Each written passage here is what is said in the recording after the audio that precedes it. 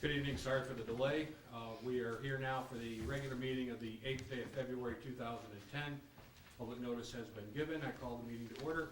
Trustee Siri. Whereas members of this board present at the meeting had read the official minutes of the Board of Trustees regular meeting of January 25th, 2010, now therefore be resolved that this board approves the minutes as entered in the official minutes, and be further resolved that the reading of the minutes be dispensed with. Second. All those in favor? Aye. Opposed? Carried. Any reports? Yeah, we have a couple reports. The village clerk report, bid opening report dated January 27, 2010 for the water filtration plant domestic heat boiler. There were two bids received, one from Virginia Plumbing and one from Fredonia Heating and Plumbing. Bid tabulations are attached to the minutes. Any other reports? We have the Fredonia Fire Department report for January of 2010. They had a total of 134 calls for the month. Rescue and AMS calls 106, false alarms and false calls 14, 6 good intent calls, 4 hazardous conditions, 1 service call, and 3 fires. Received and filed. Any other reports? That's it for the reports. Correspondence. Correspondence dated January 12th was received from Mark Lutz, president of Fredonia Little League, requesting permission to have an opening day parade to celebrate its 50th anniversary on Saturday, May 1st, 2010, beginning at 8:30 a.m. Be resolved that the request of Mark D. Lutz, president of the Fredonia Little League, to have an opening day parade to celebrate their 50th anniversary starting at American Legion on East Main Street and proceed east on West Main Street to Clinton Avenue and ending at the Fredonia Little League Complex on Saturday, May 1st, 2010, beginning at 8:30 a.m. It is hereby approved, subject to direction of the Fredonia Police Department and the approval of the New York State Department of Transportation. Second. All in favor? Aye. Opposed? Carried. A notice of claim dated February 1st, 2010 was received from Michelle Twitchell against the Village of Fredonia. This notice of claim has been referred to village insurance carrier.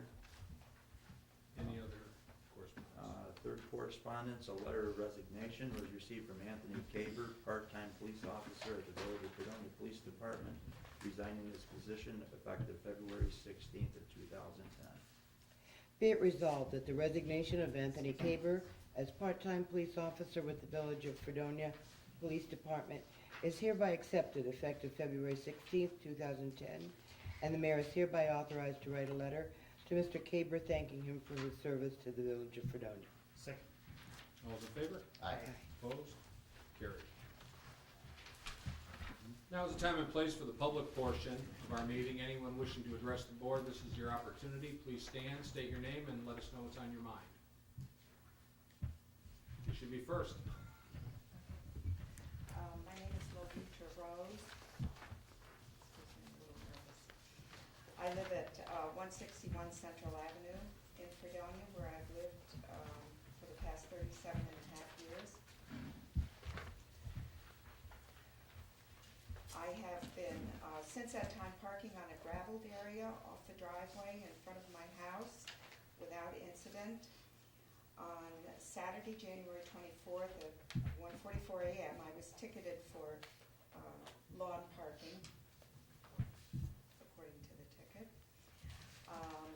I received a ticket several years ago, which was dismissed, thereby establishing a precedent for parking there. I thought I have a shared driveway with 159 Central Avenue. The property line goes right down through the center of the driveway and through the garage. And I have some pictures indicating what it looks like.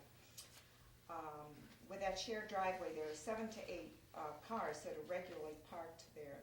As I said, the property line goes down through the center of the driveway and through the garage, and the deed to the property say that the driveway has to be accessible at all times, which is the reason that I had parked off of the driveway.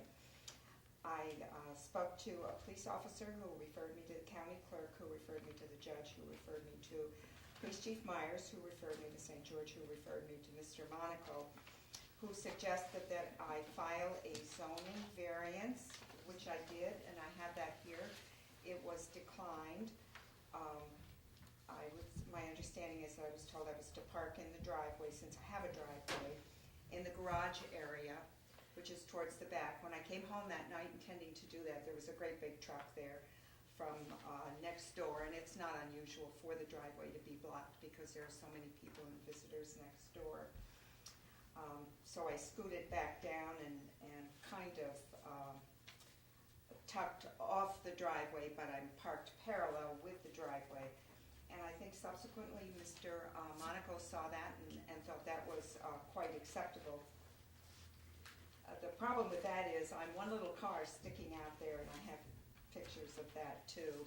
And there are 8 cars on the other side, and when the residents next door have company, what they've started doing now, instead of coming, backing down the driveway, and I wouldn't want to either, because the space is wide enough for a car to get through, but not real safely. They started turning around in the back and coming onto my back lawn and into my bushes and into an arch that I have there and across and so forth.